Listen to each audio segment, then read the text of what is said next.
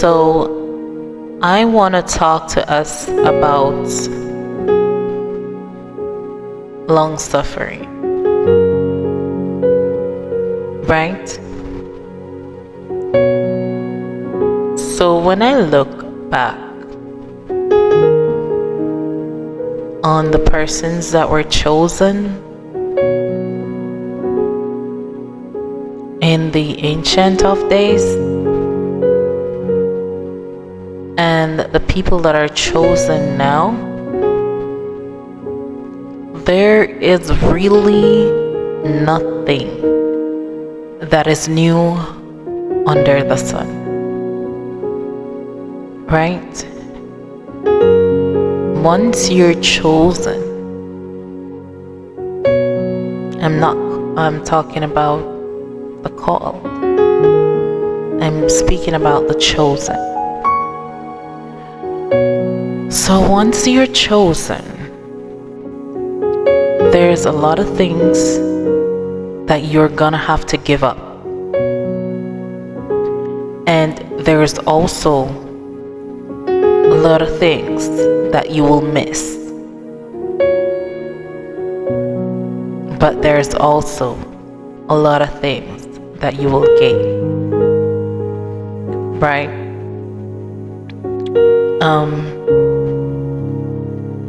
I was just looking at what Moses went through and what Job went through. And I'm looking at what myself and what others are going through. And to me, based on my revelation of this, it is a requirement because it's one of the fruits of the Spirit.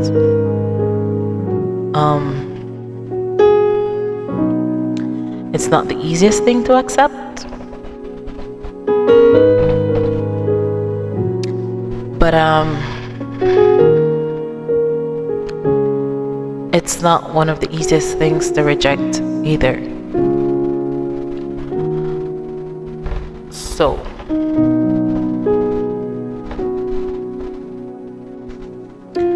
it's not easy to accept, and it's not easy to reject. You just have to work with it.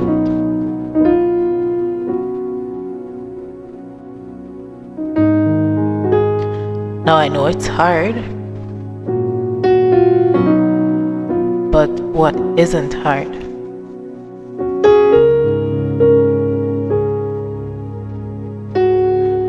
But we all have to remember that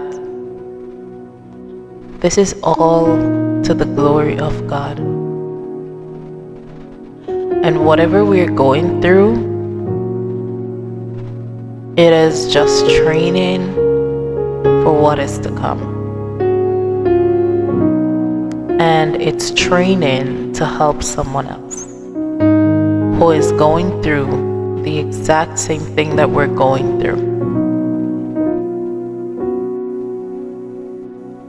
But in all you're doing and in all you're going through, do not curse God.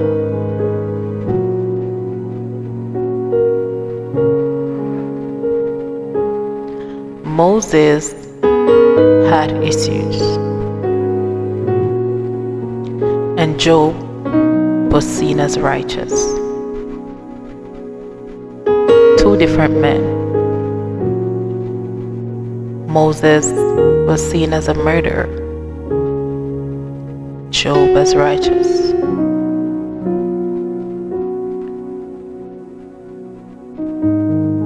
But God used both of them, right?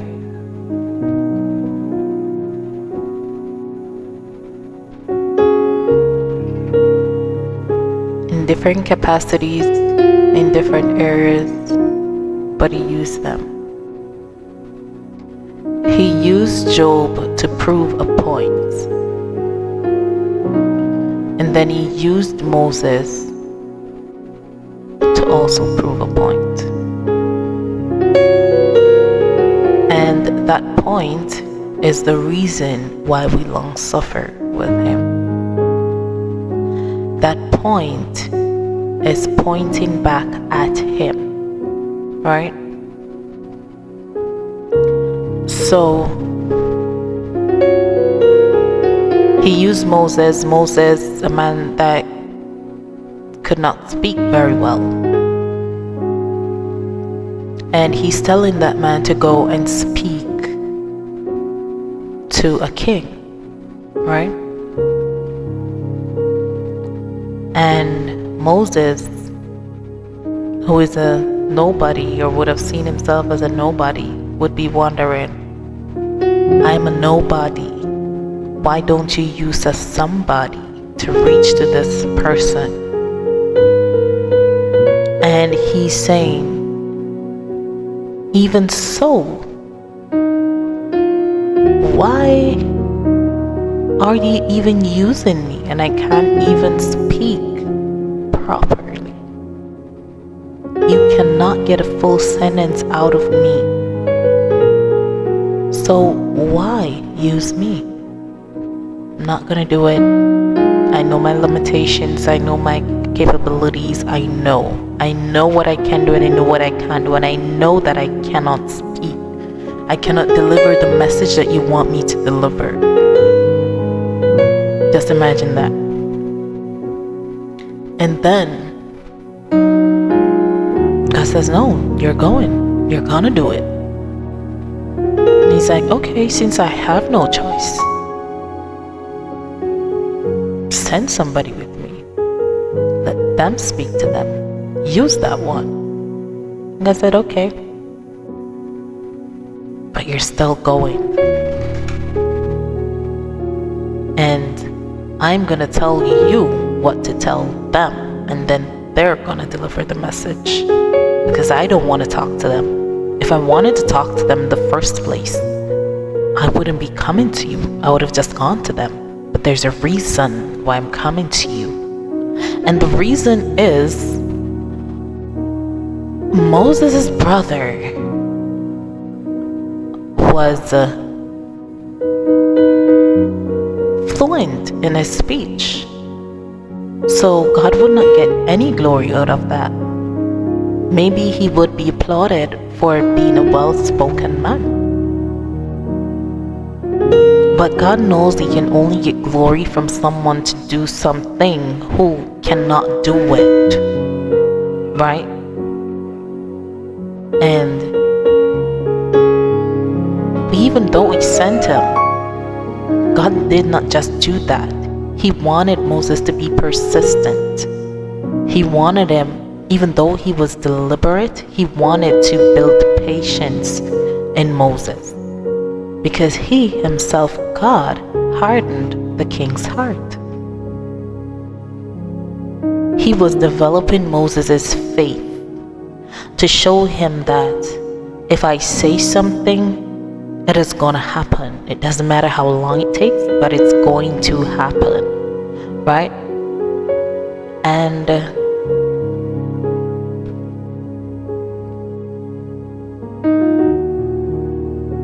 he did that.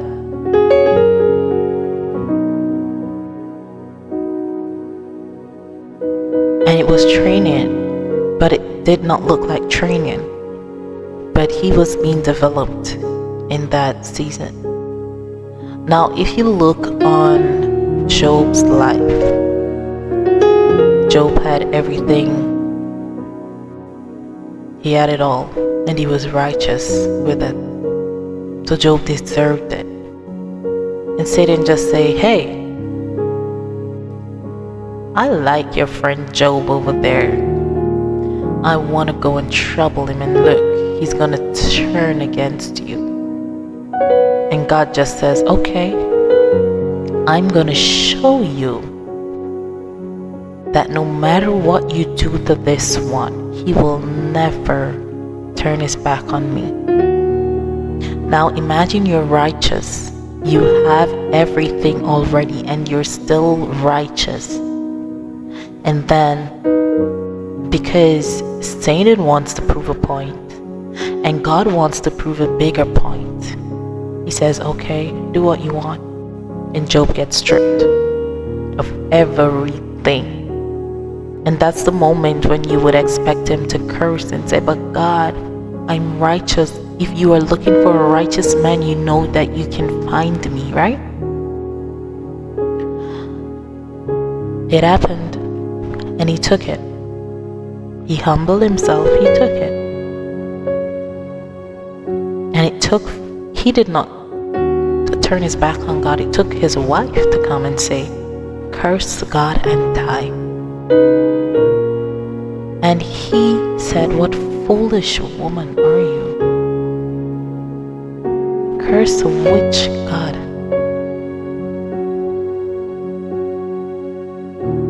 Woman, get away from here.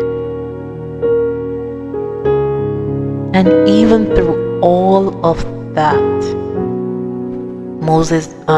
Job did not curse God, right? And he was just there going through. Even his friends were saying, no, there's no way this is possible. You're doing everything that God wants you to do. Why did he do this to you? But Job was holding on to something that nobody knows what he was holding on to. And at no particular time, he cursed God.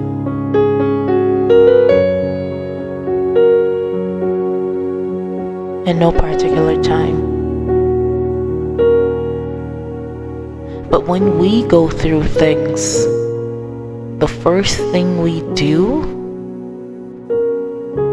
is curse God.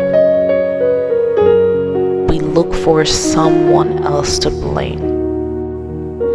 Now, one of my friends just released a book, and it's called I Am My Biggest Problem.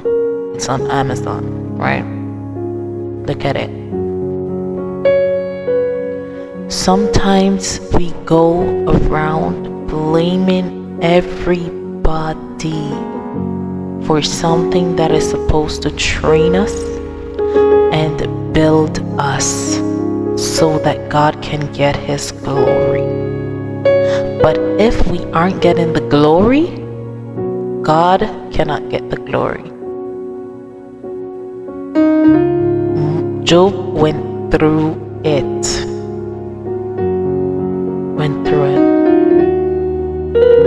Right? When we're not blaming our friends or families, we are blaming Satan. Even when Satan does not see us. Just imagine, Job was a righteous man and he had to go to God to ask for permission to trouble that one. Do you believe that Satan is going to God about some of y'all? No. He doesn't need to. And God cannot stand and say, oh yes, trouble that one because that one will never turn their back on me. No, He cannot do it. So Satan is not troubling y'all. Y'all are troubling Satan. Y'all don't want to give up the things of the world, so y'all become his sons and daughters. And as a heir of Satan, you are going to do what Satan do, and then he has legal right to do what he does. He does not need to go to God about you if he already owns you. He does not. And then, even if Satan goes to God about you, God cannot confidently say that you are going to do what Job did. He cannot. He's not going to do that. He cannot confidently say, this one will not curse me. He cannot. Because the moment something happens, you blame it on God. God, why did you do this? Why did you do that? Why did you allow this to happen? Why this, why that, and why that? So there, and God is not mocked. You cannot mock God. Satan cannot mock God. He cannot put him to shame. So God is going to use the people who are going to stand by him and say to him, I know I can confidently say that I'm not going to turn my back on you no matter what happens. And we have to look into ourselves and be honest with ourselves and see where we truly are with God and where our heart is with God. Because many of us, as his own words say, we say from our mouths, but our hearts are far from him. Far.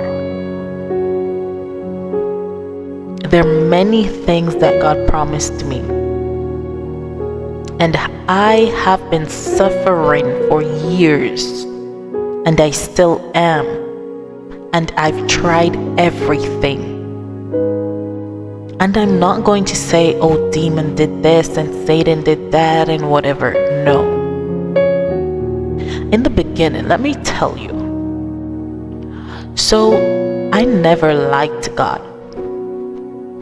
I grew up in a church, but I was forced to go. So I didn't learn anything. When I went to Sunday school, I did not learn anything. I blocked my mind from it. I only go because my mother told me to go. And every Sunday, all of us would have to go to church. Right?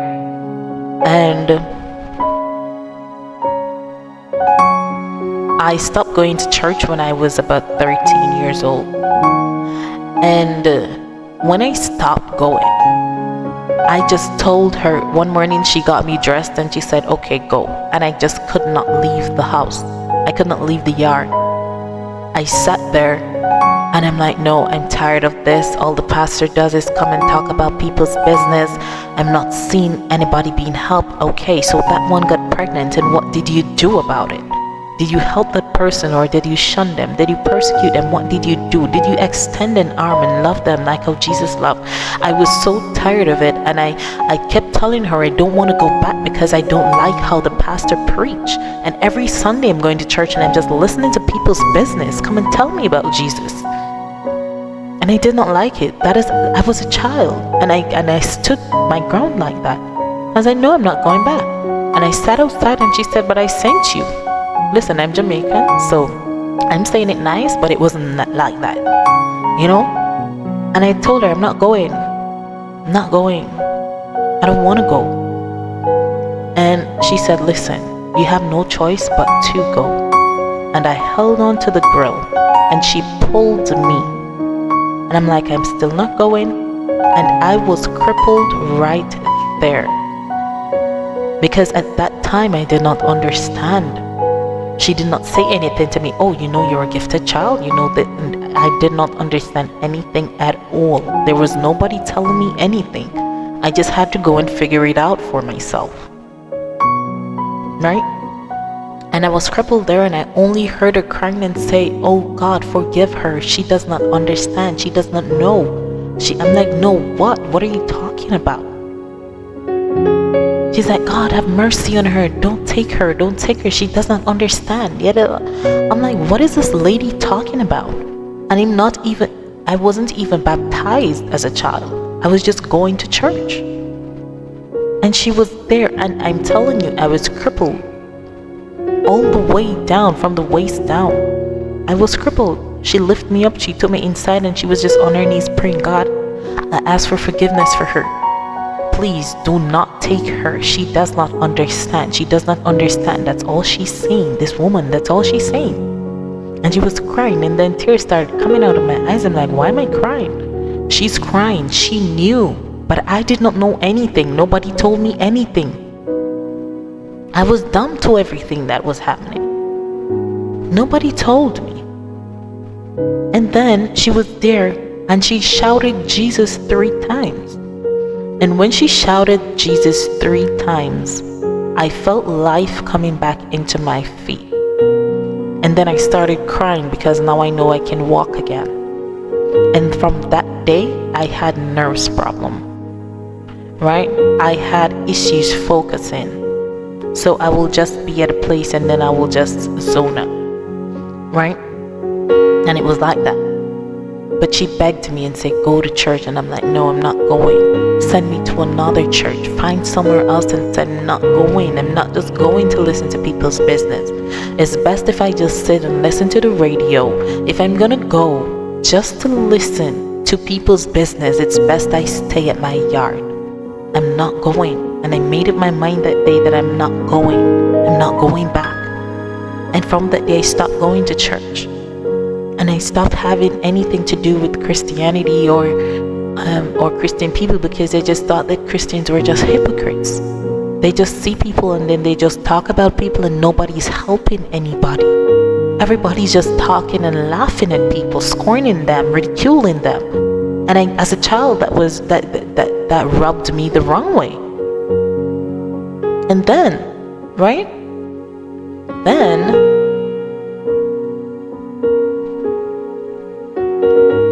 I just decided, oh, this God thing is not for me.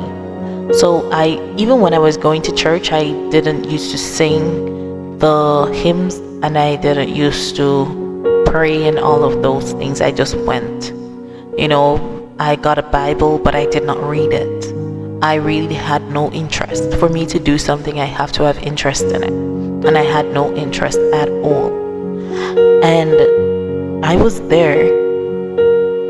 And the years passed and I didn't even pray. I didn't even pray to God. Nothing. I was just living.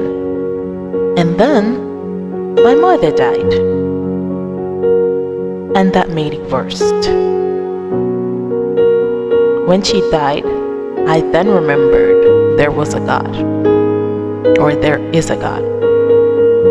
And trust me, I tell him everything that I could have told him. And then I got a rope because someone told me, oh, you're the reason why your mother is dead. And I got a rope. I'm like, okay, this is it. From this whole God thing to him now taking my mother away from me, this is it. I'd rather be dead like my mother. And I took a rope. I went into the tree.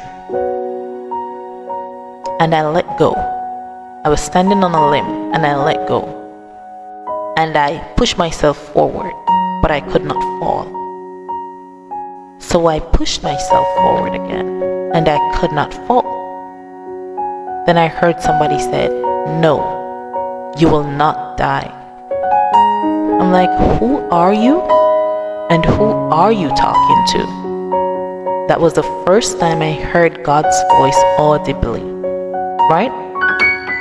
And I was there and he said no. He just kept on saying, no, you will not die, no. And I was like, leave me alone and let me die. You just took my mother. What is wrong with you? I want to die too. And he was like, no, you're not going to die. And I was trying to see if I can push myself where my feet's gonna move. I was like planted on top of the tree, right? But I could not fall. And I was so ready to die, right? And that's when I started praying again. But I started praying to die. I was like, God, you have to take me because I do not want to be here and I know I'm going to suffer. So take me.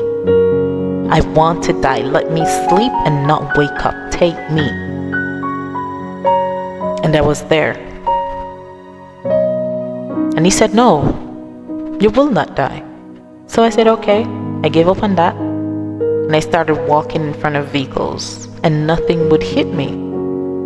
So I prayed harder to die because people would say when you pray to God, he listens and he answers, right? So I was praying and I was saying, God, hello, I want to die. I'm one less person that you have to think about. Just let me die. I prayed to die so much. Like every time I tried to pray, it was let me die. I do not want to live because I knew I was going to suffer. My mother and I, we spoke about this before she passed. I'm like, listen, if you go, I'm gonna go right behind you because I know I'm gonna suffer. And I know what I'm gonna, and I know why I say that. I am going to suffer. Right? And I was there and trying to die, but I just could not die.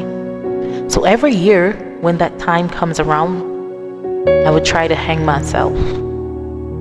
I would just look for a rope and say, okay, one of these days it has to happen.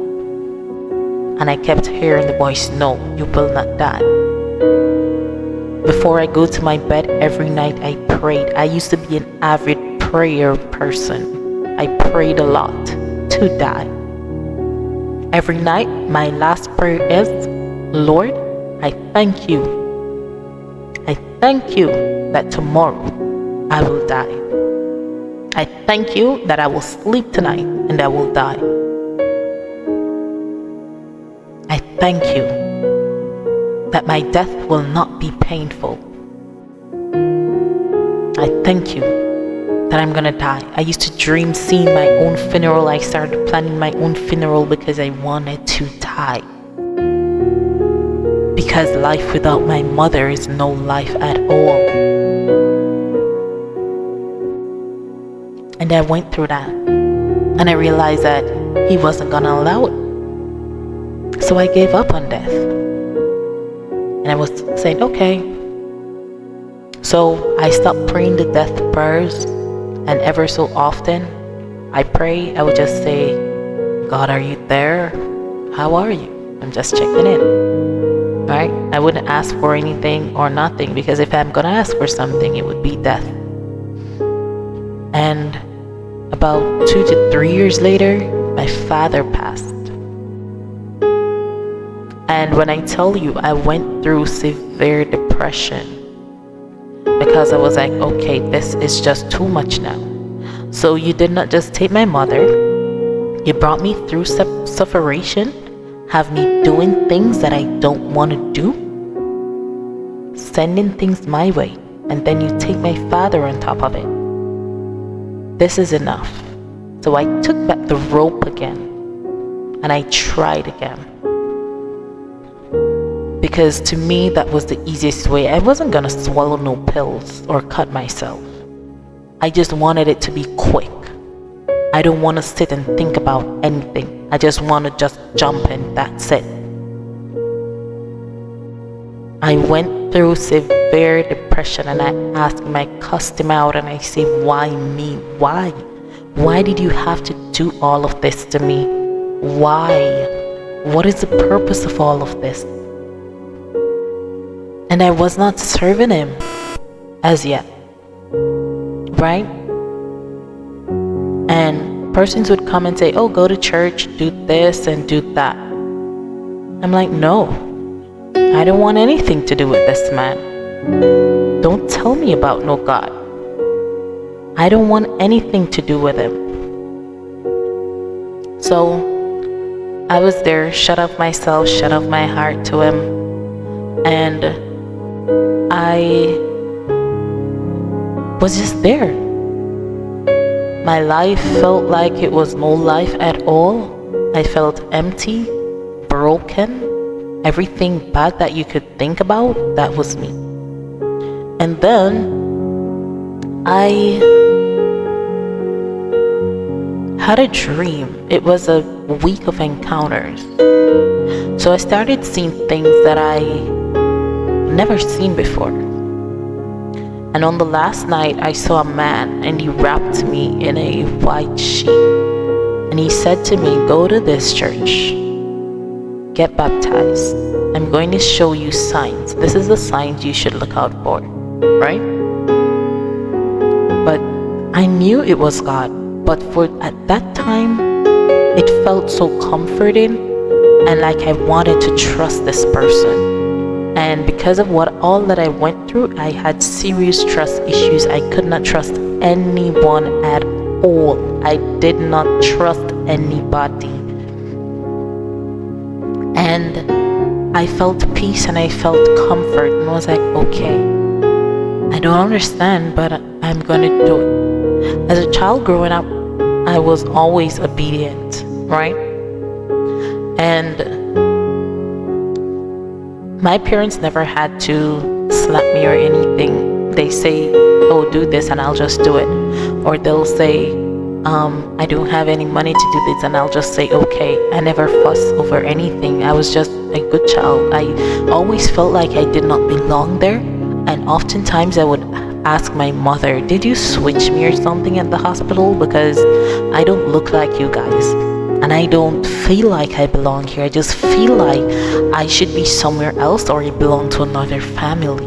Since I was a child, I've been telling my mother that. And I look different from my brother and my sister and my cousins. I have a different complexion from everybody. I don't look like nobody. I just look different. So I just stay to myself because I just don't feel like I belong. And when I go through all of that and I started trusting this voice, I followed the instructions. I went to the church and I sat there, and whatever God told me to look out for, I saw it enter the church. And when it entered the church, so he showed me 2 birds in the dream. And these were colorful birds. I've never seen birds like those before. And when I went in the church, I saw the 2 birds. They flew into the church and went into the roof of the church. And they were there. And I cried and I came out because I'm like, okay, this is real now. Whatever I saw in the dream, it's real now. So a lady came to me and she's like, why are you crying? I'm like, you wouldn't even understand. I don't know where to begin. It is okay though. And when she's there, she was trying to comfort me. And then I went back inside because I didn't want to miss the baptism. So I went back inside and then I saw a man.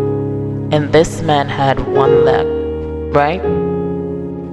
With this man's 1 leg, he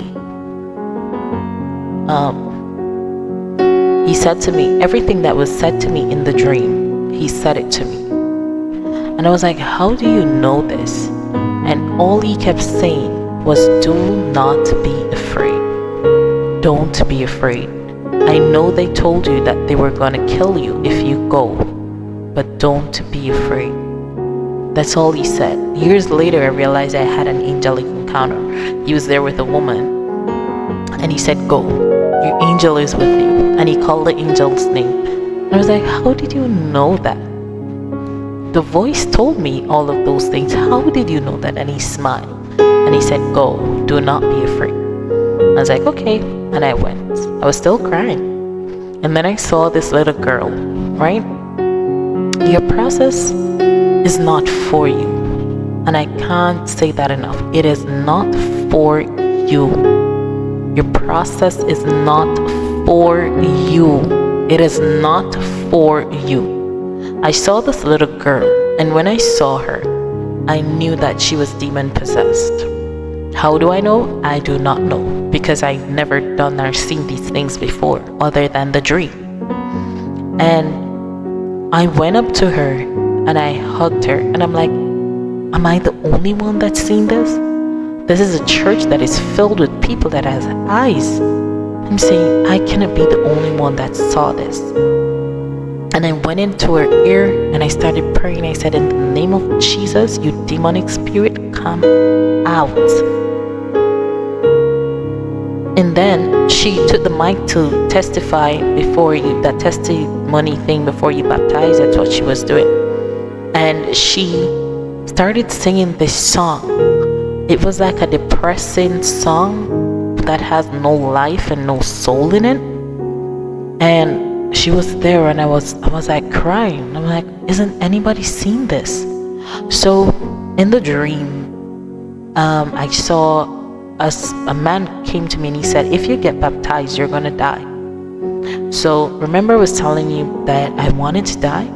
So at that moment, when I saw the girl, I was like, this must be the thing that wants to kill me, because I see it. So they wanted me to baptize before her, and I said, no, let her go.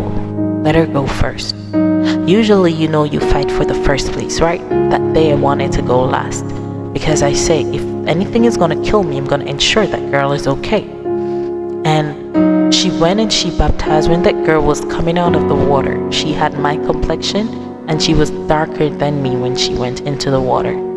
And I knew that whatever was on her lifted. And then whatever lifted off of her, I saw it in the water. And I'm like, oh, this was the dream. This is the thing that wanted to kill me. So I went into the water. And when I went there, they were doing their prayer thing and whatever. And I'm like, okay, God, this is it. I can either live or die right here. But if I die this way, it wouldn't be so bad after all, because I've always wanted to die, right? So that's how I started speaking in my heart. I'm like, okay, so what is the worst case scenario here? I'm like, I can live, but if the thing wants to kill me, I wouldn't kill myself, so I would still have a place in heaven, right? Okay, that's not so bad after all. I'm like, okay, kill me. And I went under the water, hoping that thing would have killed me. And when I was there, I came back up out of the water, and I realized that I did not die. And then this language came out of my mouth. I was just talking this weird language, and it was just a lot of things happening in the water. The men did not understand it, but there was something happening in the water, and I did not understand it, and I could not control it, right? But I realized that I am alive. And I've never been so grateful to be alive, because I've always wanted to die. So even though I was saying that I wanted to die, I really didn't mean it. I wanted to live. It was just that I did not want to go through all of what I was going through. And I just felt that it was unfair. So I thought that it was better for me to die than to live. And I went and I found the girl. And when I saw the girl came back in her right mind. She was okay. And her grandmother was asking what I did to her, because she was telling her grandmother that a lady touched her and a lady did something to her, and she was asking me what I did to her, and I did nothing to her. All I did was hugged her, and I prayed over her a little, and then she went and got baptized, and she said, no, we've tried everything. We even went to the what you would call a witch doctor or whatever, the obeah man, whatever you call it. We even went that far, and there was no hope. This was our last hope of getting baptized, right? And I thought that I was just going there to see two birds in the ceiling. Now, when I saw her, she followed me. She followed behind me for the rest of the day, and I was looking for the man that I was talking to. So I went over back to the section where he was, and I said to somebody, did you see a man here? He has one leg and he has a little short brown lady with him. And they were like, no, we've been sitting here all morning and nobody came here that looked like that. I'm like, no, he was sitting right there. He was there. He told me everything that the voice told me in the dream, and he told me what my angel's name was. He was right there. I'm sure, I can guarantee you, he was right there. And they're like, no, we did not see anyone. We've been here from morning. We did not see anyone, so we don't know. And it wasn't a church like that where they believed in angels and all of these things. So I was kind of creeped out, because I didn't know either. It was years later I started learning about angels and all of that, and I realized that, oh, I was an angel.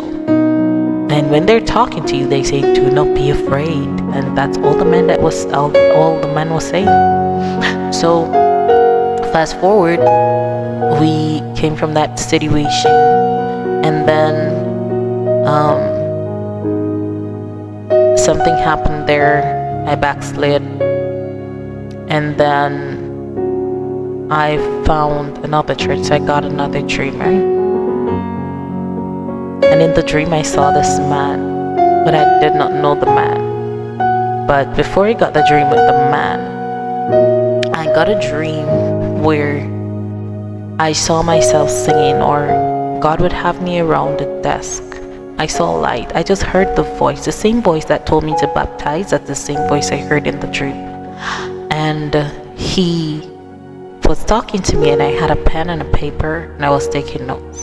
And he said, oh, you're gonna sing, and you're gonna sing at this level, and this is what you're gonna get out of that, and this is what will happen after that, and you will get this, and you will get that, and you will get this, and you will get that, right?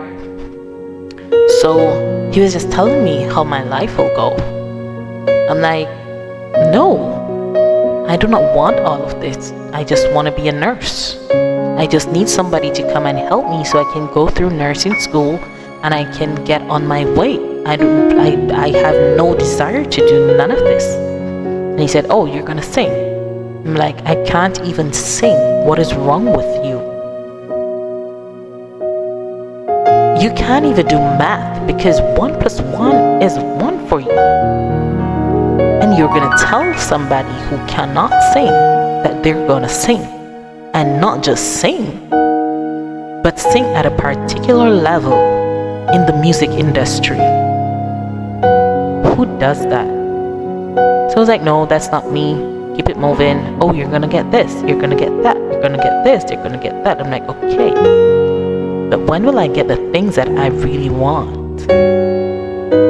And he was there, and we were just going back and forward, and he says, okay, I'm gonna give you a husband,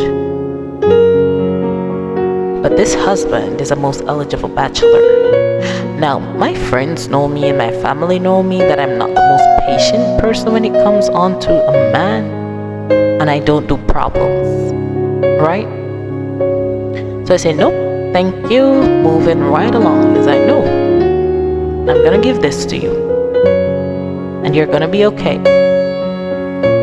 And I was at a place where I was done with the relationships because I never had like relationship problems. My only problem was that the men I spoke to, they had no foundation. So if they have children and I say, oh, go and build a house so that your children will be okay, they rather buy a car. I'm like, that will not work. And I always tell myself that I will not get married and have children and have them come and suffer. I have to make sure they're okay first, right? And then I said, I'm not even gonna get pregnant outside of wedlock, because I remember asking my mother if she had me before. When I was a child, I asked her, Mommy, did you have me before you got married or after you got married? And she said, oh, we had you before. And I was like, oh, I don't want to be like you. I want to get married first, and then I'm gonna have my children. And she said, oh, you want them in wedlock? And I was like, yeah, I mean, that's cute, you know, to get married first and then you produce your children. I just believe it's cute. And she said, okay. So since I was a child, I told myself I will never have a child unless I'm married. Never. And I'm not just gonna settle for anyone. Because you see, my father was such a good man. He was such a good husband to my mother, and my mother was a good wife to him. And I was like, okay, I want a man like my father. And then I said, okay, I also want to be a wife like my mother, because she took care of him and he took care of her and us in the house and everything. And I just loved that. So I always looked for that. And I don't just want it, but I want to also be it, you know? And that's where I was mentally, where a relationship is concerned. So when God said, oh, I'm going to give you a man, then he's going to say, he's going to be a most eligible bachelor. I'm like, what are you talking about? I don't do problems. I don't do women problems and all of those problems. I'm not going to do it. I love you, but I'm not going to do it. And he was like, but this man will have eyes only for you. I'm like, okay, now you're talking. So that means that he will not be the problem, but the women will throw themselves at him, probably tell lies at him that, oh, he's trying to date me, or he's sending me, he's flirting with me, or stuff like that. But does not necessarily mean that, okay, all right, I get you. All right, I can think about that, but I still don't want it. And then he said, you're going to be okay, but be patient with this man. Mind you, I have not met this man yet. I'm still waiting on him. But in my waiting, I had to develop a level of patience, fixing my mindset because of that word that God said. Be patient with him. So I know, though this man will be a most eligible bachelor, he will only have eyes for me. That means he will not cheat on me. But God is telling me that there is something that is happening with this man, and it's gonna take him a little while to get this fixed, but he's gonna get through it. I'm like, God, I cannot do this. I cannot babysit another man. I cannot do this. I do not have the patience for this. And I rejected that man for years. And it was this year or late last year into this year, I'm just thinking about everything. And I'm saying that this man is perfect in God's eyes for me, but he has a little imperfection, and God is just asking me for a little patience to deal with him until he gets over what he's going through. So imagine this. You purchase a gift, right? Something you always wanted, something you always dreamed of, you always wanted.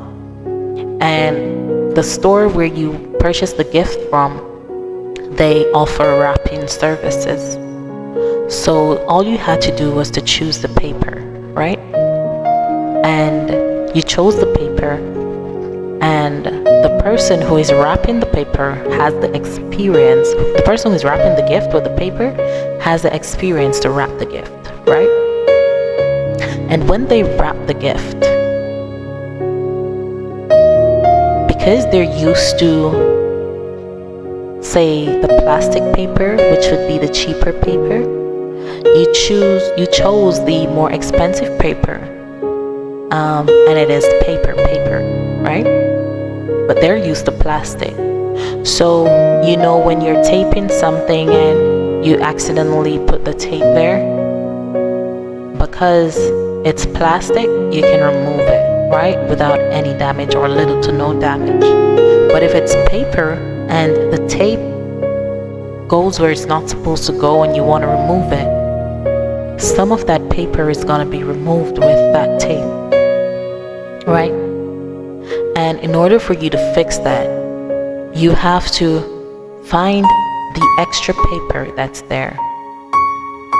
And then you're going to have to find the pattern that is on the paper, match it with the pattern that is on the package that has been wrapped, match it back with that paper pattern, cut it, and then the same tape that you accidentally put at that spot, you're going to have to find a fresh piece of tape so that you can replace the part of the paper that was missing, right? And when you do that,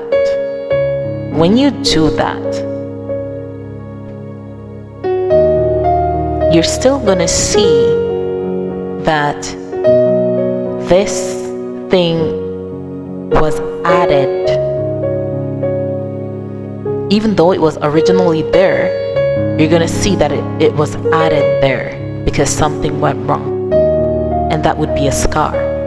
So you will know, and then you will continue wrapping the package, and you get that package, but all you're focusing on is the little part that was damaged because of a tape that was placed the wrong place. And then you dwell on that, saying, oh, this would have been the perfect package hadn't this part been there, hadn't this part been damaged. But it's still perfect. It's just on the outside. But what is in the inside is what you need to get into. But in order for you to get past the damaged part, you have to pull it. And once you remove it and rip the paper up, you will never see that part again because everything is now torn and ripped. So everything looks damaged there. But the package itself that is on the inside is still whole, not damaged, and it's safe. That is what God is giving me. Now, in order for me to accept this and not focus on the part where there's a tear there, but remove that from my memory, that okay, this man may have gone through some trauma, this man may have gone through some drama, I should not be dwelling on that. I should be dwelling on what's on the inside, what's behind all of that. And what I should do, and what I've been doing to prepare myself for that day, mentally, to not focus on that tear, to not focus on that scar, so that I don't have to remind him of this, is asking God to help me. Grace me with the patience, strengthen me, help me to not remind this man of what he's been through, because that is easy to do. It is for me to develop a prayer life that says, Father, in the name of Jesus, I thank you for my husband. I thank you for this gift that you gave to me, this perfect gift. Lord, I thank you. And Lord, if I'm reminded of any imperfections that came with this gift on the wrapper, grace me to deal with it. Help me to not remind him of his flaws. Help me to not keep any records of wrongs. Help me to love him as how you love me. Help me, God. Strengthen me in all my ways. Help me so that I may align with your ways. God told me that in that dream. He did not say, oh, you're not going to go through anything at all. He says, you will not have this problem and that problem, but you will have problem. But I'm just asking you to be patient. Do not ridicule him. Do not run him. Do not turn your back on him, because I love him and he's perfect in my sight. And for me, he's good enough for you, even with that little tear, even with that little scar. But the thing is, imagine you got that dream 5 years ago and you're still waiting. It is easy for you to say, oh, God is not going to come through on that promise, and God says this and God says that. To this day, I have that list somewhere. I have it somewhere. And that is what is keeping me, because I just know that in that time when I got that dream, I know that voice. I've heard that voice. I heard that voice when I tried to kill myself. And then after I tried killing myself, I heard that voice telling me to go and get baptized. And it is that same voice that came and told me everything that is promised to me. And that's why I listened. And I'm not going to say it's not hard. Lies will be told about me, about who I want and who I don't want, and who I'm in a relationship with and who I'm having sex with. And one day, and I just can't wait for the day, when all the truth comes out about all of this, and people will know that God spoke to me about my life, and that is what I'm following. Nobody can tell me what to do, because I remember there was a time when I needed people and nobody was there. No one was there. Ain't nobody can come and say that they were there for me. No one. And I can confidently say that nobody has been there. It was me against the world. Me plus me. But the other me was God, because I did not know He was there either. And that's why I listened to Him. Because after reflecting, I realized that He was always there with me. Even when everyone turned their backs on me, when my name was being spread in the community, that I had 100 men there, even when my bank account was being emptied for me to go to college and it was given away to strangers and all of those people, God stood by me. Everyone that came left without fulfilling their purpose in my life. And God stood. God ensured that I was okay. So it doesn't mean that you're not going to go through things. You're going to go. Just hold on a little while longer. That's the word I got. So let me just give you this scenario. I took the church outside of the church, right? And with me taking the church outside of the church, I was saying to God, God, what is happening now? Where do I go? Did I make the right decision? And I was not hearing anything. So I started something new in my life, and I needed someone to do something for me. And there's this pastor on my street, and I asked him for a favor, and he did it. And after he did it, this is somebody who was just passing and say, hey, morning, how are you? And that's it. And he did it. Now, one night, I was talking to God in my heart. So I pray a lot in my heart. I don't do those long prayers and all of those things and the unnecessary talking in tongues and all of those. I don't do it. And I don't just believe you should just abuse the tongues that you communicate with God in. And I believe that whenever you're talking in tongues, and if it's to God, God is going to answer you. Because if you're talking in a secret code and He understands that code, then He's going to respond in that code. So I don't believe that you should just be talking in tongues and you are not getting anything at all. I don't believe it. It could be a song, it could be a scripture, or it could just be one letter or a word, but God is going to talk back. So I don't do the whole religiosity thing.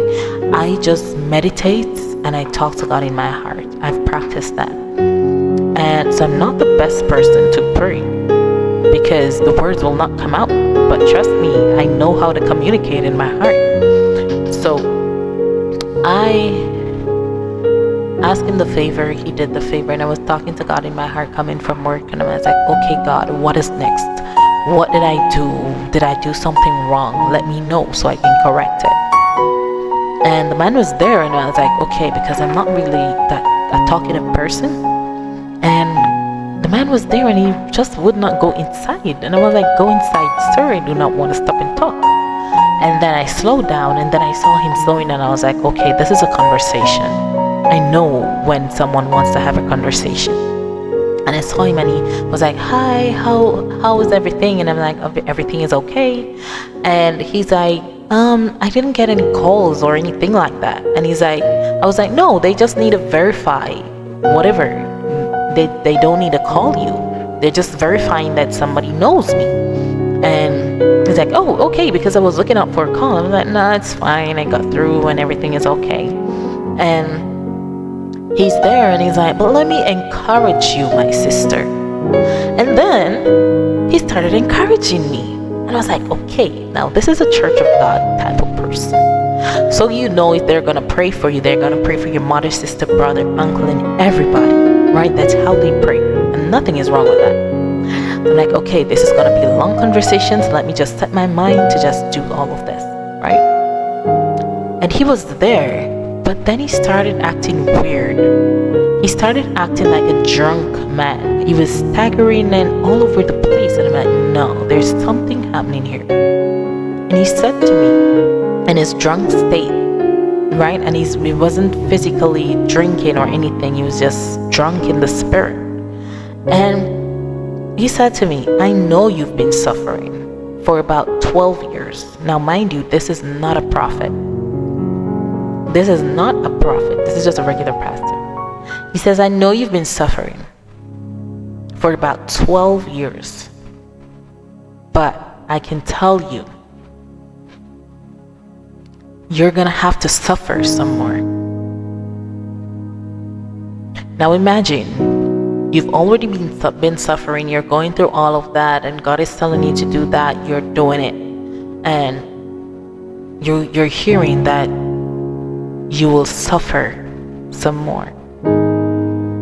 So I'm like, okay, all right. So in that moment, I made up my mind that I'm gonna suffer. Now, in that week of me doing the new thing, right? I didn't have any food in my house for about 2 weeks or so. I hardly ate anything. And I'm saying, God is talking to this man to tell me to go and suffer. Couldn't God have told this man to be a blessing to me and give me some food to eat? And that was when I realized that I'm just gonna have to go through it. And it brings me back to the dream that I have when God told me that I'm gonna sing. And I knew at the moment that I could not sing. I didn't have a voice to sing. I know that I'm limited in that area. And he's telling me, oh, you're gonna sing. And then he then came and told me, quit your job, sit in church for 2 years and serve me and grow. Just listen and grow. I was like, okay. I cried, and then I quit my job. And I went to church. I was just surviving off of $10,000. That would be about 50 or 60 US dollars for the month. I was not paying light or water, and I was stealing it, right? In Jamaica, was so we bridge the light and the water, right? So I was stealing it, but it was still $10,000. Now I had to pay my tithe out of that. I had to buy food out of that. And I had to go to church out of that because I was an avid church goer. And where my churches, I have to take for transportation to get to it, right? So that costs a lot. And church keeps on Tuesdays, Fridays, and Sundays. So 3 days out of the week. So just imagine that's $10,000. I'm buying everything, toiletries, food, all of that, out of the $10,000, paying tithe, paying offering, paying seed, paying this, paying that. But it worked because God was in it. God was in it. So it was stretched. Ain't nobody came and say, hey, here's this, here's that. No, it was just me, God, and that $10,000, right? And it wasn't easy. It was hard because there are days when I had to choose not eating just so I can go to church because God said to go to church, right? Nobody knew. I did not tell anybody this because I believe that if I'm going to go through something with God, I'm going to go through it with Him, because if He says He's going to do it and He's going to come through and make me okay, I'm going to believe Him. So I don't need to tell anybody. I don't need any pity here. God is going to do it. I needed to believe that for myself, and I saw Him do it. And I knew that I was limited in the singing area. And I remember I was doing everything. I used to struggle with masturbating and all of that, but I never struggled with fornication and all of those things. And I pulled myself to the place because He said that He wants me at a level of purity, right? So I pulled myself. Everyone that I did not speak to at the time, I went to them and I apologized, and I said, oh, okay, I'm now serving God and I want to put this behind me. Please forgive me. Even for things that I did not do, I just took the blame, and just to not have any issues with my walk with God. And I did all of that just so I could be pure in His sight, right? And I was doing all of that. Everything He says to do. If He says jump, I'll jump. If He says go there, I'll go there. If He says do this, I'll do this. Even out of the small little money, you say, oh, bless that one, and I'll take money out of it and bless that one. You understand? And I will do all of that. And one day He said, God, what am I doing all of this for? What is it for? I'm just doing and doing and doing, and you're not coming through for me? Listen, this is it. This is the last time I'm gonna go to church. And if you do not come through for me and give me a word and tell me something, I'm gonna tell everybody that you're a liar. And that's what I said to him. And the morning I woke up, I was like, no, I'm not going to church. This is just it. I'm not going back. And then I heard the same voice come and say, just give it one more chance. Just go. Make today the last day that you go to church. And if I don't come through, you can do whatever you want. All I needed was a word. God, why am I going through all of this? Why is it happening? Why? And in the service, the pastor was preaching, and then he started prophesying. So he said, who is Elizabeth? Now at that moment, nobody knew my middle name was Elizabeth. I even doubt the pastor knew my full name or even know my name, because my name is very hard to call. So he's like, who is Elizabeth? And about 3 persons went up and say, oh, I'm Elizabeth. Oh, I know Elizabeth. And he says, no, the Elizabeth I'm looking for, her family is from here and here and here. So I was upstairs saying, hey, it's me, I'm Elizabeth, but he was not seeing me. So one of the ushers said, come downstairs. So I ran downstairs and said, go up there. I'm like, but he didn't call me. Where am I going? He's like, go. And I went and I was saying, I'm Elizabeth. And the way he looked at me, I felt in that moment like whatever he was going to say, like I did not deserve it. Because it was almost like he was, when you're scoping out somebody, that's how I perceived it at that time. I felt bad about it. And the way he looked at me and was like looking at me up and down and all of those things, I was like, oh wow, so I really have some huge demons that I need to get rid of, right? Because why were you looking at me like that? Like it almost let me feel like, when you see filth on the road, that's how I felt in that moment. And then he was asking me questions. You sure your name is Elizabeth? I'm like, yes, my middle name is Elizabeth. Now, all the other persons did not have to go through that. He just told them, no. He said, what you name? And they told him. He asked me if I was sure. I said, yes, my middle name is Elizabeth. And then he says, where your family is from? And I told him. And he said, okay, that's the Elizabeth. So I kind of felt better. And I did not understand it because it was my first time after going to the church for a year, getting a prophecy. So I did not understand. I was new to all of this, so I did not understand. So I felt weird. I felt like I was being scorned or all of that. But then I realized that, you have to make sure that it's the right person. And when persons are operating in the spirit, you can take offense, but you shouldn't, because they just have to do their jobs and ensure that they have the right person. So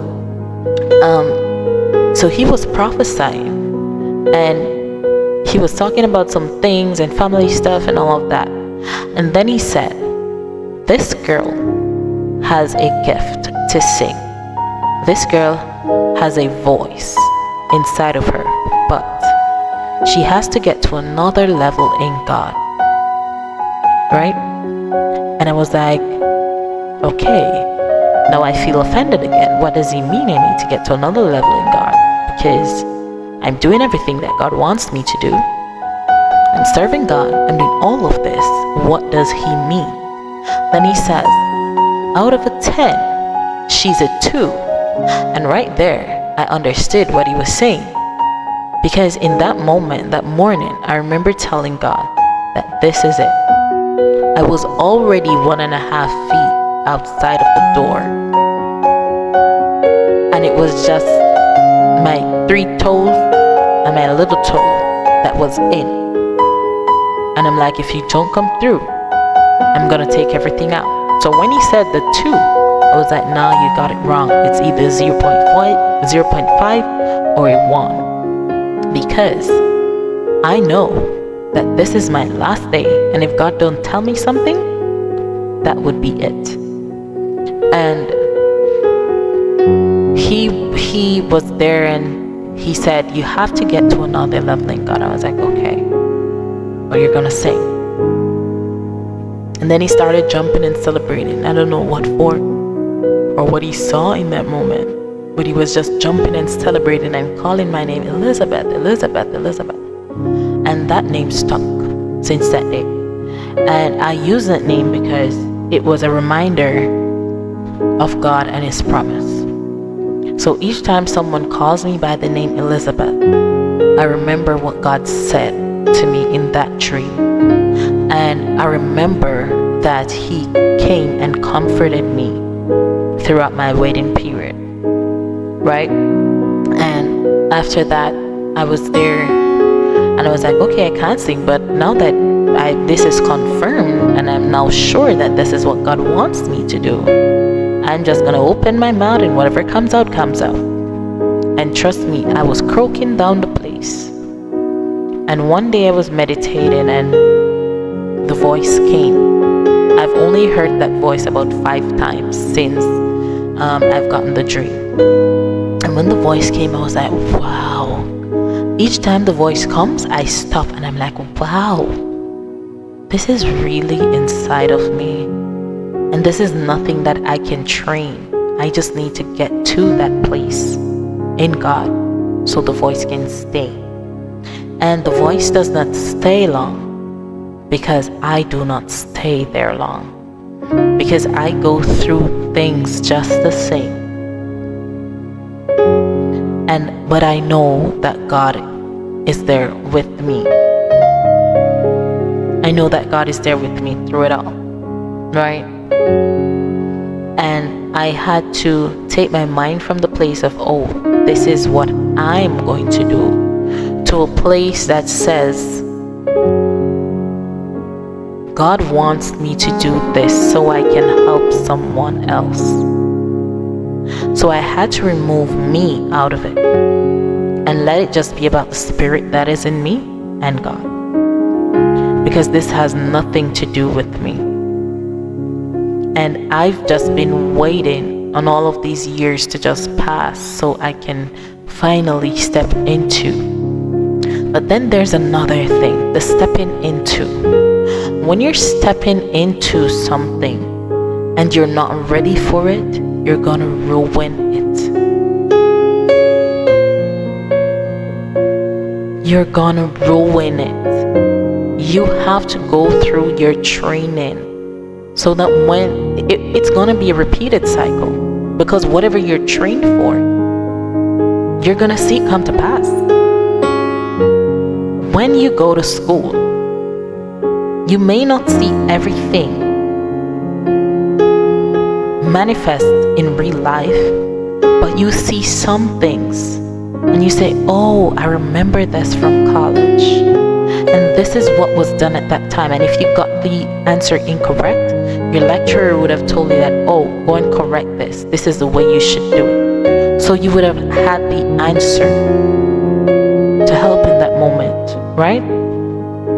It's the same thing with God. He trains you from since you were born. He trains you. And then you're going to see a situation come up again that you're going to say, oh, I've already gone through this. So now I know I don't need to spend 10 days here. I can just spend 10 seconds here and move on. That's what the training does for you.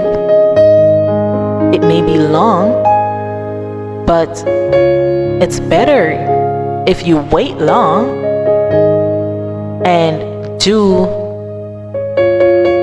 the equation or do whatever in a short period of time than going through the situation for a long period of time, because that is really depressing. It is really depressing when you can just go through what you're going through, and then if the situation presents itself again, you know exactly what to do this time. And that's just it. That's the training. So with everything that God told me, I'm still waiting for it. And the thing I realize with this generation is nobody wants to wait on anything.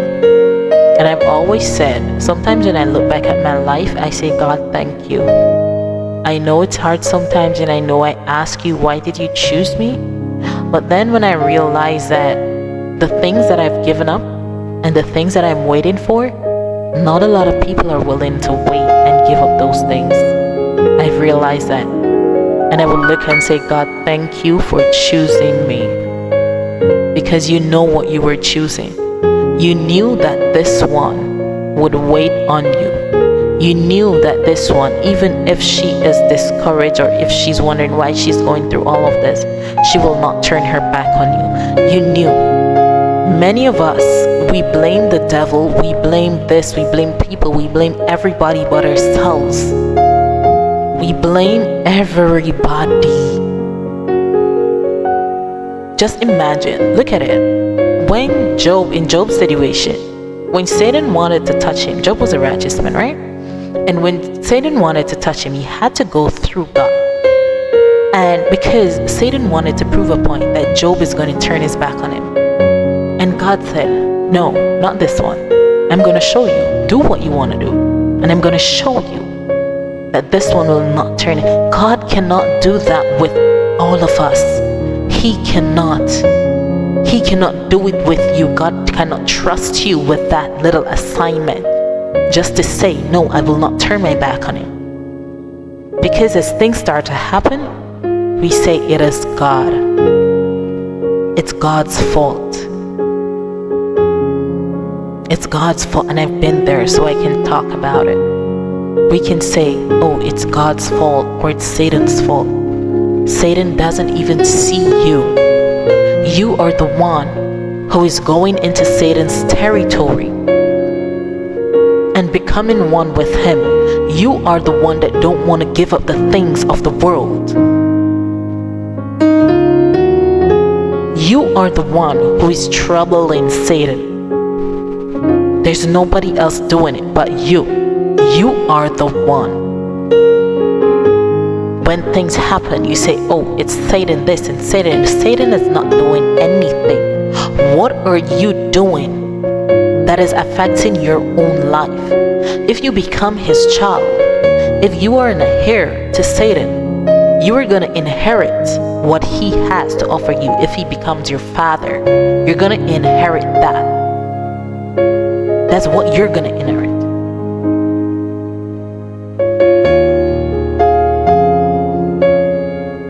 So if you go and you trouble his stuff, that's what's going to happen to you. You don't blame him for troubling him. He does not see you. Stop blaming him. Stop blaming God. Look on yourself. Look within. See where you're going wrong and fix it. Fix it. Keep trying. And get it fixed.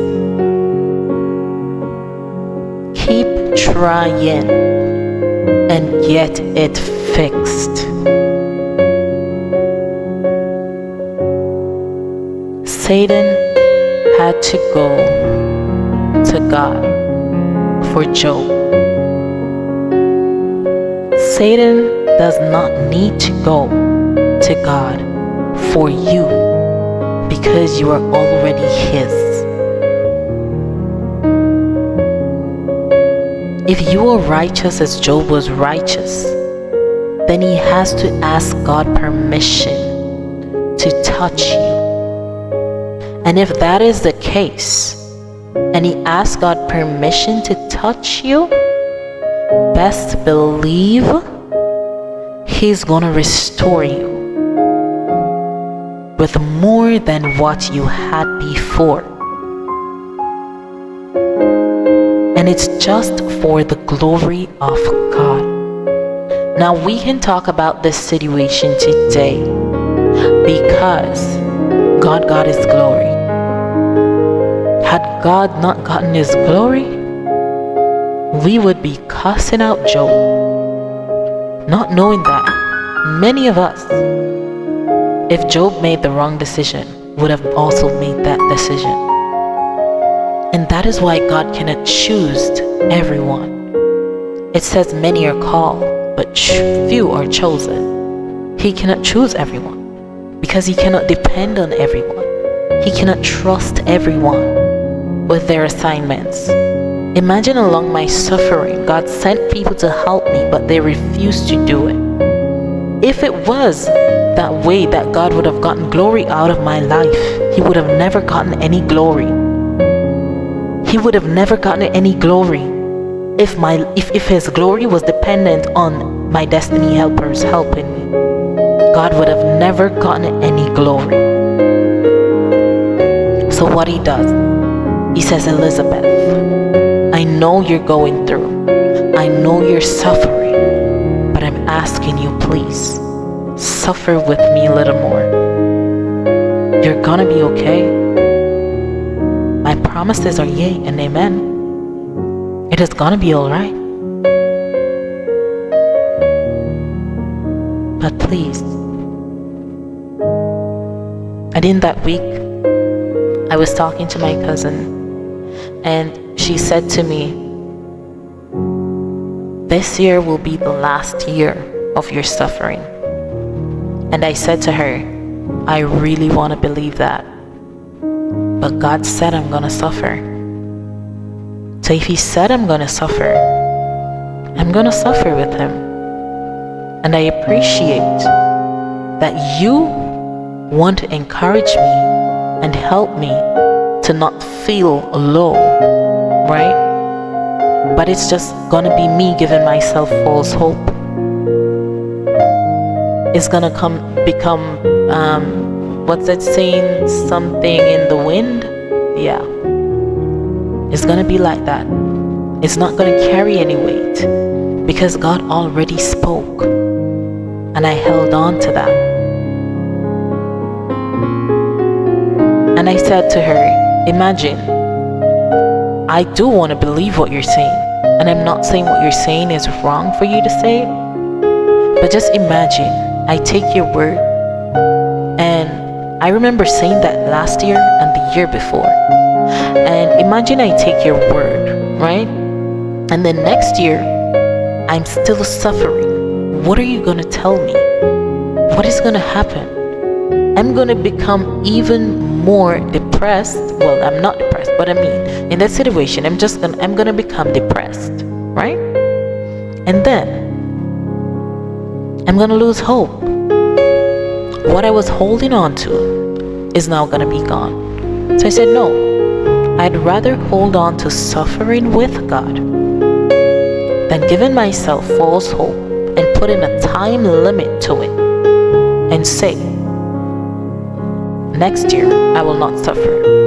I say I will not do that.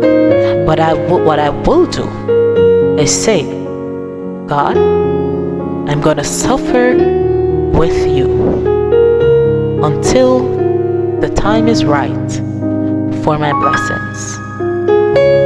That way, I do not put any limit on it.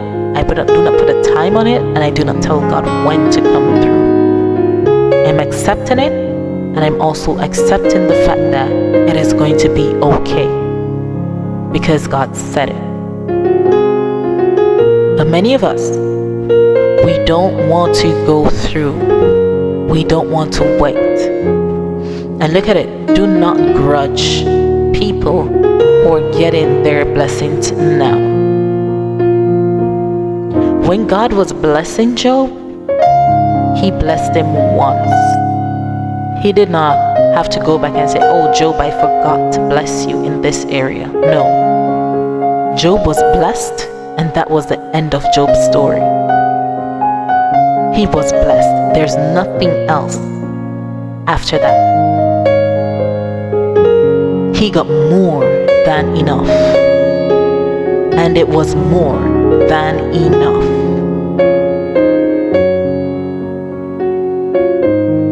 Job did not have to go back and pray and say, God, I need this. So do not grudge persons when you're seeing them getting their blessings now. Because sometimes the blessing is limited. They are being blessed, but it is limited. And sometimes they don't even wait on God to come through again. They go, God, I know you blessed me in this area. So please, I'm asking you to haste your hands and bless me again. And if you ask them out of that blessing to be a blessing to someone else, they will not do it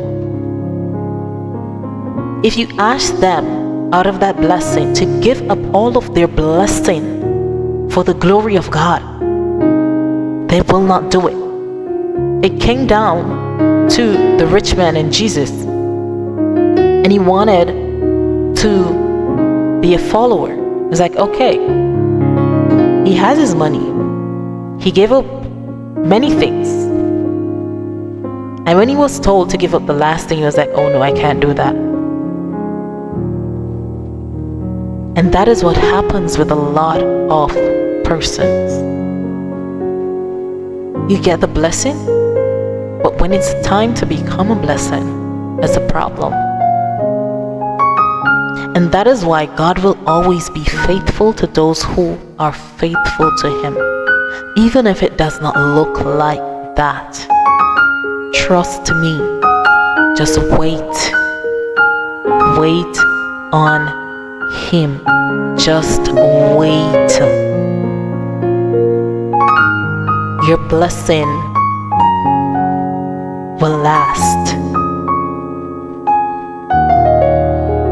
You will not have to go and pray again and say, God bless me here. No. You are going to be blessed. Just wait. It takes patience. There's no reason rushing to get to the top of the mountain because you're in the valley.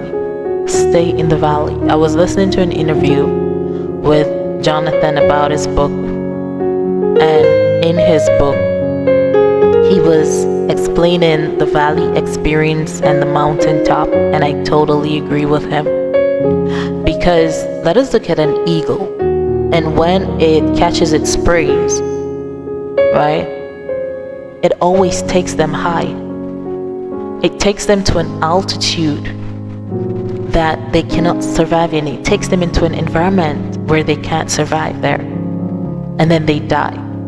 And sometimes the eagle, what the eagle does, it plays with its food, so it just kills things for fun. So it just grabs you, takes you up, and kills you up there because he knows that you cannot survive up there. Number one, the higher you go, the thinner the air becomes.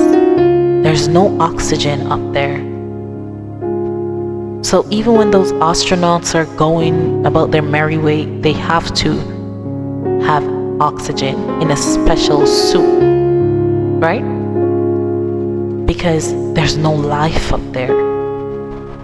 It's high and it's beautiful and it's nice, but the air up there, it's thin and it's risky. Now when you're in the valley, everything is there. The trees, they purify your air for you. It's automatic. It captures the bad and pushes out the good. You have everything there. Food is there. Life is there. Home is there. Nothing is wrong with going high. You just have to make sure that when you're going high, you have the right equipment, you have the right, essential things that will help you to survive up there. And if you're down in the valley and you're losing God in the valley and you want to go on the mountain, it means that you're not going to take God on the mountain with you. And if you take God on the mountain with you, if you don't take God on the mountain with you, you'll not survive up there. Because God is your oxygen. He will keep you up there in all your ways. He will keep you once He's with you. But if you're losing Him in the valley where everything else, and you're going to the mountain where you have to take all that you need there, and you did not take God, it's not going to last for long. Because you left your oxygen tank in the valley. and you left your special suit in the valley.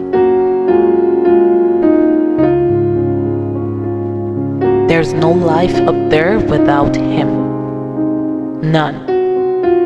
You have to take him with you.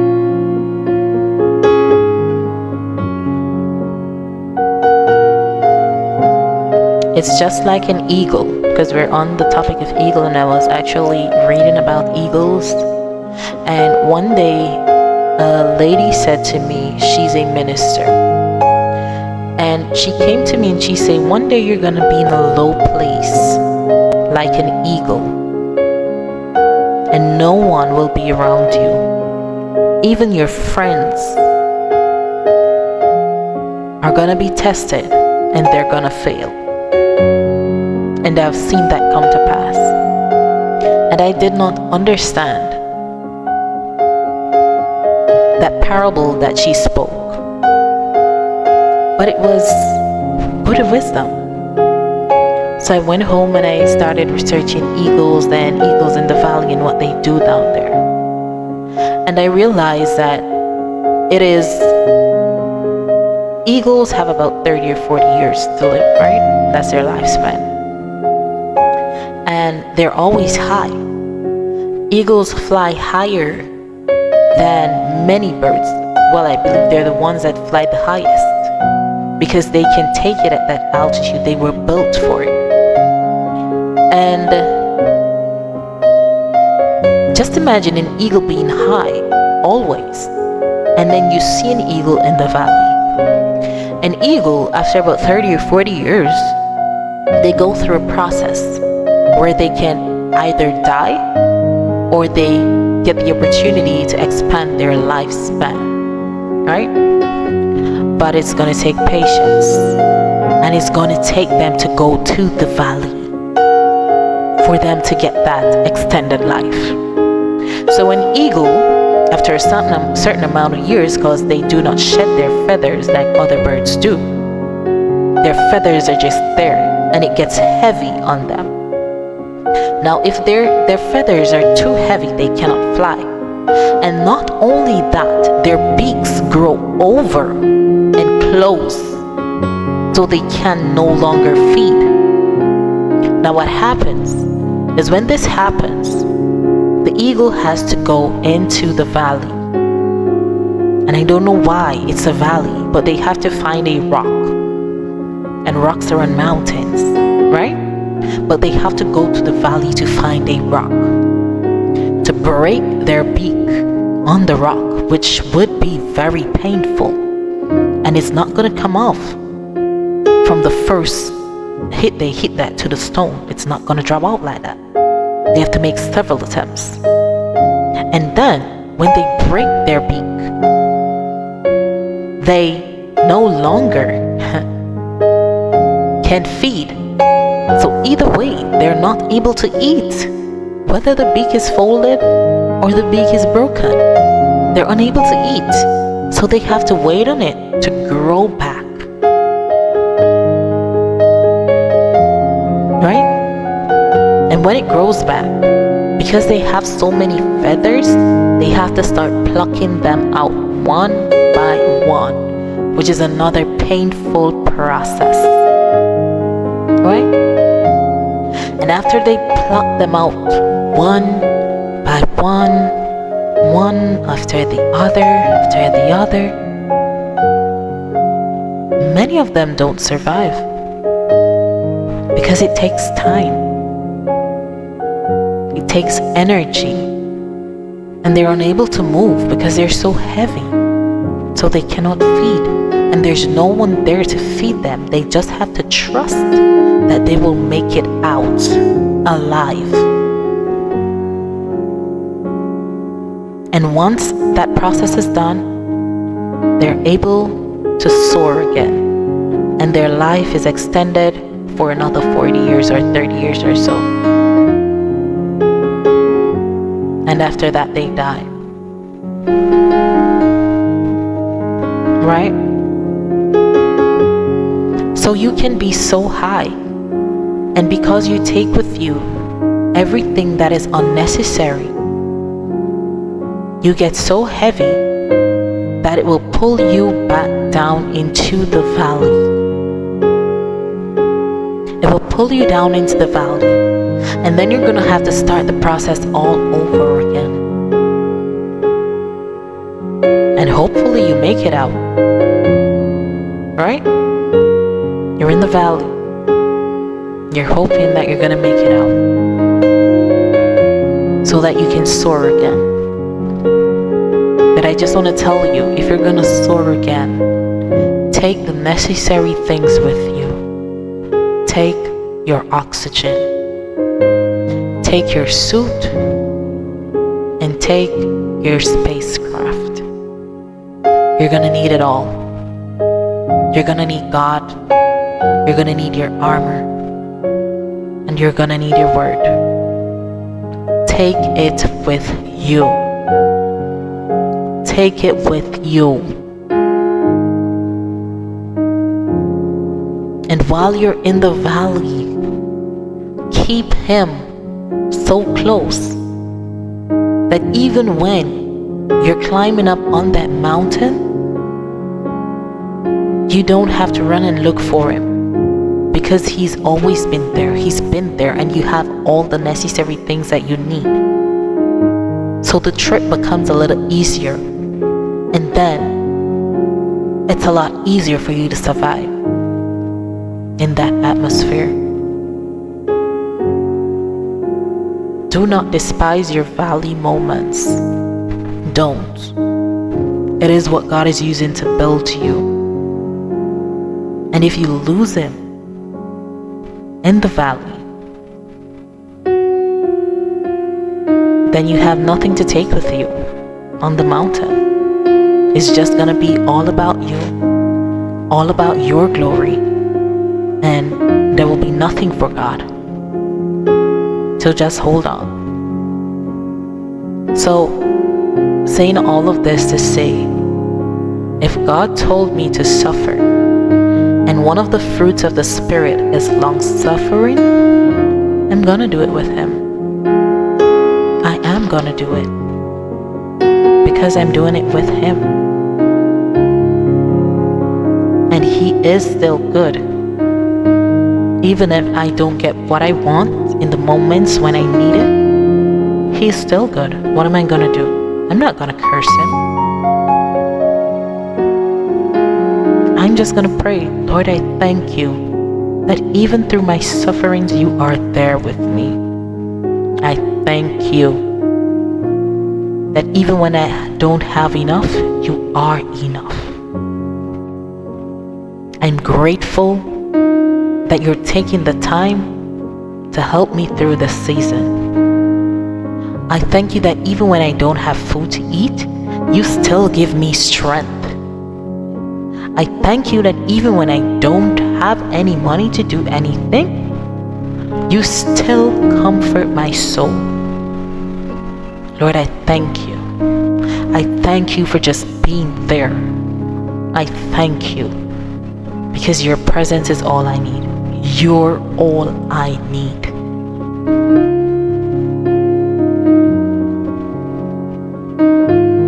You're all I need.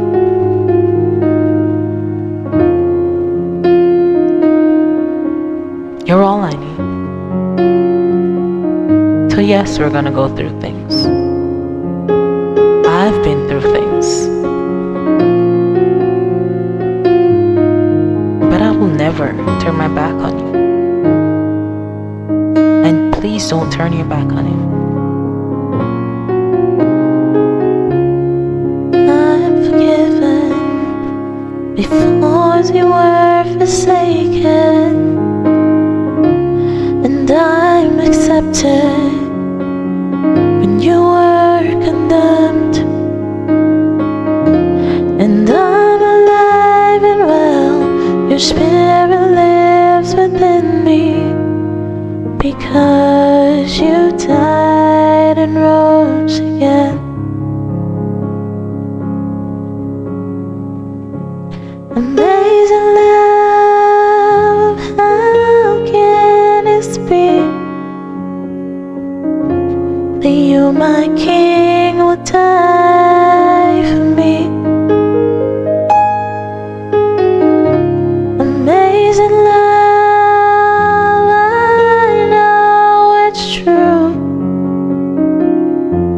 and it's my joy to honor you. Amazing love, how can this be? That you, my King, would die for me. Amazing love, I know it's true, and it's my joy to honor you in all I do. I'll honor you in all I do. I'll honor you. Keep going forward. Keep going forward. Keep on going. He will come through. And I'm alive and well. You spin